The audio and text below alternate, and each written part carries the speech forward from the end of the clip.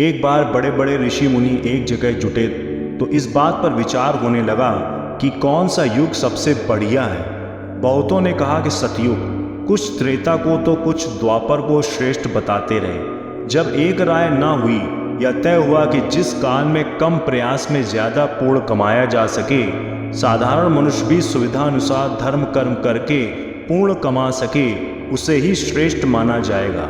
विद्वान आसानी से कभी एक मत हो ही नहीं सकते। कोई हल निकलने की बजाय विवाद और भड़क गया। सबने कहा झगड़ते रहने से क्या फायदा, व्यास जी सबके बड़े हैं, उन्हीं से पूछ लेते हैं, वह जो कहें उसे मानेंगे। सभी व्यास जी के पास चल दिए। व्यास जी उस समय गंगा में स्नान कर रहे थे। सब महर्षि को गंगा से बाहर निकलने का इंतजार करने लगे। व्यास जी भी सभी ऋषि मुनियों को तट पर जुटते देखा तो एक गहरी डुबकी ली। जब बाहर निकले तो उन्होंने एक मंत्र बोला।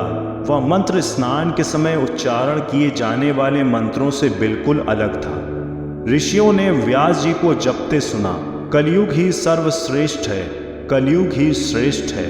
इससे पहले के ऋषिगण कुछ समझते, व्यास जी ने फिर डुबकी मार ली। इस बार ऊपर आए तो बोले, शूद्र ही साधु है, शूद्र ही साधु है।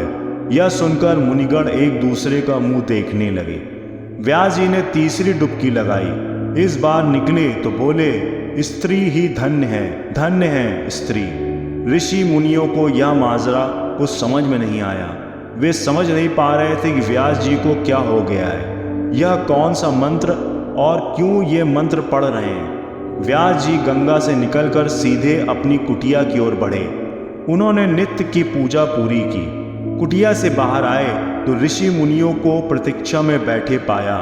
स्वागत कर पूछा, कहो कैसे आए। ऋषि बोले, महाराज हम आए तो थे एक समस्या का समाधान करवाने, पर आपने हमें कई नए असमंजस में डाल दिया है। नहाते समय आप जो मंत्र बोल रहे थे उसका कोई गहरा मतलब होगा, हमें समझ नहीं आया, स्पष्ट बताने का कष्ट करें। व्यास जी ने कहा, मैंने कहा कलयुग ही श्रेष्ठ है, शूद्र ही साधु है और स्त्री ही धन्य है। यह बात ना तो बहुत गोपनीय है, ना इतनी गहरी कि आप जैसे विद्वानों की समझ में ना आए। फिर भी आप कहते हैं तो कारण बता देता हूँ। जो फल सतयुग में 10 वर्ष के जप तप पूजा पाठ और ब्रह्मचर्य पालन से मिलता है, वही फल त्रेता में मात्र 1 वर्ष और द्वापर में 1 महीना, जबकि कलयुग में केवल 1 दिन में मिल जाता है। सतयुग में जिस फल के लिए ध्यान, त्रेता में यज्ञ और द्वापर में देवी देवताओं की निमित्त हवन पूजन करना पड़ता है,